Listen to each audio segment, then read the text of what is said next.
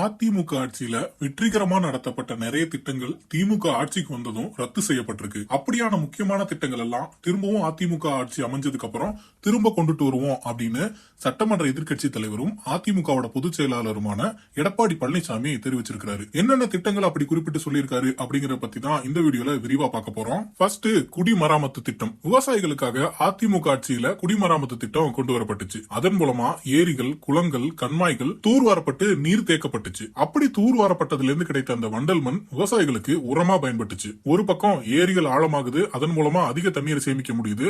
அதே போல இன்னொரு பக்கம் விவசாயிகளுக்கு நல்ல விளைச்சலும் கிடைச்சது அந்த உரத்தின் மூலமா. இந்த திட்டத்தின் மூலமா பொதுப்பணித்துறையின் கட்டுப்பாட்டில் இருந்த 14,000 ஏரிகள்ல 6,000 ஏரிகள் 1,240 கோடி ரூபாய் செலவுல தூர்வாரப்பட்டுச்சு. அதே போல உள்ளாட்சி அமைப்புகளோட கட்டுப்பாட்டில் இருந்த 26,000 கண்மாய்களும் தூர்வாரப்பட்டுச்சு. இபிஎஸ் அவர்களோட ஆட்சியை அதிமுக மற்றும் திமுகவோட மற்ற ஆட்சிகள் இருந்து பிரித்து காட்டக்கூடிய முக்கியமான ஒரு திட்டமா இந்த குடிமராமத்து திட்டம் இருந்துச்சு. இப்போதைக்கு பெரிய அளவில் செயல்படாம இருக்கக்கூடிய இந்த திட்டம் அதிமுக ஆட்சி அமைந்ததும் மீண்டும் நிறைவேற்றப்படும் அப்படின்னு இபிஎஸ் சொல்லியிருக்கிறாரு. அடுத்ததா மும்முனை மின்சாரம். விவசாயிகள் தங்களோட பயிர்களுக்கு தண்ணீர் பாய்ச்சறதுக்கு எல்லா நேரமும் மின் மோட்டாரை பயன்படுறதுக்கு ஏதுவா இருக்கிற மாதிரி மும்முனை மின்சாரம் 24 மணி நேரமும் கொடுக்கப்பட்டுச்சு. ஆனா திமுக ஆட்சிக்கு வந்ததுக்கு அப்புறம் அது ஷிப்ட் முறையில அந்த மின் விநியோகம் செய்யப்படுற மாதிரி மாத்தி இருந்தாங்க. அதனால இரவு வேளையில பயிர்களுக்கு தண்ணீர் பாய்ச்சறதுல மிகப்பெரிய சிரமம் இருந்துச்சு. திரும்பவும் அதிமுக ஆட்சி அமைகிற பட்சத்துல அந்த மும்முனை மின்சாரம் திரும்பவும் 24 மணி நேரமும் கொடுக்கப்படும் அப்படிங்கறதையும் இபிஎஸ் சொல்லியிருக்காரு. அடுத்தது மூணாவதா தாலிக்கு தங்கம். பொருளாதார சூழல்களால ஏழை பெண்களோட திருமணம் எந்த காரணம் கொண்டும் தடைபற்ற கூடாது அப்படிங்கிற காரணத்துக்காக திருமண உதவி திட்டம் அப்படிங்கிற ஒரு அற்புதமான திட்டத்தை மறைந்த முதல்வர் ஜெயலலிதா அவர்கள் கொண்டு வந்திருந்தாங்க.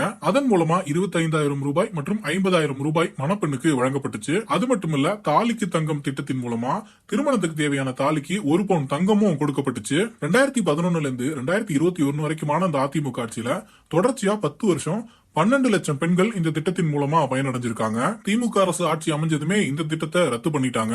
இந்த திட்டம் ஏழை எளிய பெண்களுக்கு வரப்பிரசாதமான திட்டமா இருக்கு அப்படிங்கிற காரணத்தினால திரும்பவும் அதிமுக ஆட்சி அமைஞ்சதும் இந்த திட்டம் கண்டிப்பா கொண்டு வரப்படும் அப்படின்னு இபிஎஸ் அறிவிச்சிருக்காரு.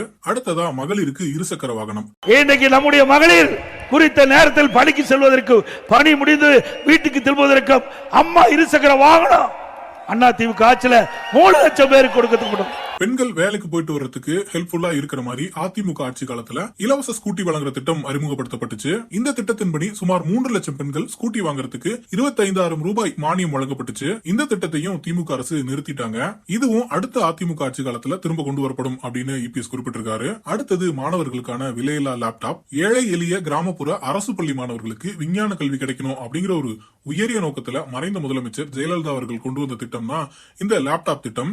அதிமுக ஆட்சியில 10 ஆண்டு காலத்துல 7,300 கோடி ரூபாய் நிதி ஒதுக்கீட்டுல 52 லட்சம் அரசு பள்ளி மாணவர்களுக்கு இலவசமா லேப்டாப் கொடுக்கப்பட்டுச்சு. இந்த திட்டத்தையும் திமுக அரசு அமைந்ததுமே நிறுத்திட்டாங்க. இந்த திட்டத்தை நிறுத்திட்டதுனால அரசு பள்ளியில இருக்கக்கூடிய ஏழை எளிய மாணவர்கள் பெரிய அளவுல பாதிக்கப்பட்டிருக்காங்க. திமுக இப்ப ஆட்சி முடியக்கூடிய இந்த சூழல்ல திரும்பவும் லேப்டாப் கொடுக்க போறோம் அப்படிங்கறதையும் அறிவிச்சிருக்காங்க. ஆனா இது வரைக்கும் எந்த மாணவர்களுக்கும் கொடுக்கல. அது மட்டும் இல்லாம பள்ளி மாணவர்களுக்கு ஓட்டுரிமை இருக்காது அப்படிங்கிற காரணத்தினால கல்லூரி மாணவர்களுக்கு கொடுக்க போறதா ஒரு திட்டத்தையும் போட்டுக்கிட்டு இருக்காங்க. அதுவும் எந்த அளவுக்கு பண்ண போறாங்க அப்படிங்கிற பத்தி நமக்கு தெரியல. ஆனா அதிமுக ஆட்சி திரும்பவும் அமைஞ்சதும் அரசு பள்ளி மாணவர்களுக்கு திரும்பவும் இந்த லேப்டாப் கொடுக்கப்படும் அப்படிங்கறதையும் இபிஎஸ் அறிவிச்சிருக்காரு. அடுத்ததா அம்மா மினி கிளினிக். கிராமங்கள்ல வசிக்கக்கூடிய ஏழை எளிய மக்கள் அவங்க இருக்கக்கூடிய ஊர்களையும் அருகாமையிலையும் சிகிச்சை பெற்றிருக்கிற வகையில தமிழ்நாடு முழுவதும் 2000 அம்மா மினி கிளினிக்குகள் தொடங்கியிருந்தாங்க. ஏழை மக்களுக்கு நோய்வாய்ப்பட்டாலோ இல்ல வேற ஏதாவது பிரச்சனைகள் வந்திருந்தாலோ சிகிச்சை எடுத்துக்கிறதுக்கு ரொம்பவே உதவிகரமா இந்த அம்மா கிளினிக்குகள் இருந்துச்சு. இந்த அம்மா மினி கிளினிக்ல பார்த்தோம்னா ஒரு எம்பிபிஎஸ் மருத்துவரும் ஒரு செவிலியரும் இருப்பாங்க. திமுக ஆட்சி அமைஞ்சதுமே ஏழை எளிய மக்களுக்கு பலனளிக்கக்கூடிய இந்த திட்டத்தை நிறுத்திட்டாங்க. திரும்பவும் அதிமுக ஆட்சி அமைஞ்சதும் இந்த திட்டம் திரும்பவும் செயல்படுத்தப்படும். அது மட்டும் இல்ல, தமிழ்நாடு முழுக்க 4,000 அம்மா மினி கிளினிக்குகள் திறக்கப்படும் அப்படிங்கறதையும் இபிஎஸ் அறிவிச்சிருக்காரு. அடுத்ததா விலையில்லா ஆடு மாடு கோழி திட்டம். அதிமுக ஆட்சியில விவசாயிகளுக்கு பலன் கொடுக்கிற மாதிரி விலையில்லாத ஆடுகள், கறவை மாடுகள், கோழிகள் முதலானவற்றை கொடுக்கக்கூடிய ஒரு திட்டம் இருந்துச்சு. திமுக அரசு வந்ததுமே இந்த திட்டத்தை ரத்து பண்ணிட்டாங்க. திரும்ப அதிமுக ஆட்சி அமைஞ்சதும் இந்த திட்டமும் நிச்சயமா கொண்டு வரப்படும் அப்படின்னு இபிஎஸ் சொல்லியிருக்காரு. அடுத்ததா அத்திக்கடவு அவிநாசி திட்டம். 50 ஆண்டு கால போராட்டமான அத்திக்கடவு அவிநாசி திட்டத்திற்கு இபிஎஸ் ஆட்சியில தான் அடிக்கல் நாட்டப்பட்டுச்சு. முழுக்க முழுக்க மாநில அரசோட நிதியான 1,652 கோடி ரூபாய் ஒதுக்கி ரொம்ப வேகமா பணிகள் ஆரம்பிச்சு பண்ணிக்கிட்டு இருந்தாங்க. கொரோனா டைம்ல இந்த வேலைகள் கொஞ்சமா தாமதமாச்சு. அதுக்கப்புறமா ஆட்சி மாற்றம் ஏற்பட்டதுனால திமுக அரசு இந்த திட்டத்தை கம்ப்ளீட்டா நிப்பாட்டிட்டாங்க.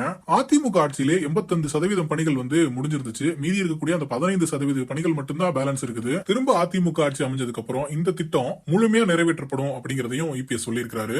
இப்ப நம்ம பார்த்தது எல்லாமே ஏற்கனவே அதிமுக ஆட்சி காலத்துல நடைமுறைப்படுத்தப்பட்டு திமுகவால நிறுத்தப்பட்ட திட்டங்கள், அது மட்டும் இல்லாம புதிய சில திட்டங்களும் அமல்படுத்தப்படும் அப்படின்னு இபிஎஸ் சொல்லியிருக்கிறாரு. அதுல ரொம்ப முதன்மையானது விலையில்லாத கான்கிரீட் வீடுகள். ஏழை எளிய மக்கள், விவசாய தொழிலாளிகள், அருந்ததிய மக்கள், தாழ்த்தப்பட்ட மக்கள், மலைவாழ் மக்கள், மீனவ மக்கள் ஆகியோருக்கு வீட்டுமனை இருந்தா அதுல அரசு சார்பில் கான்கிரீட் வீடு கட்டி கொடுக்கப்படும், அல்லது வீட்டுமனை இல்லாதவர்களுக்கு அரசே வீட்டுமனையை வழங்கி அதுல கான்கிரீட் வீடுகளை கட்டி கொடுக்கும் அப்படிங்கிற ஒரு திட்டத்தையும் அறிவிச்சிருக்கிறாரு. அடுத்ததா விலையில்லா சேலை. ஒவ்வொரு ஆண்டும் தீபாவளி பண்டிகைக்கு பெண்களுக்கு இலவசமா விலையில்லாத சேலை வழங்கப்படும் அப்படிங்கறத அறிவிச்சிருக்கிறாரு.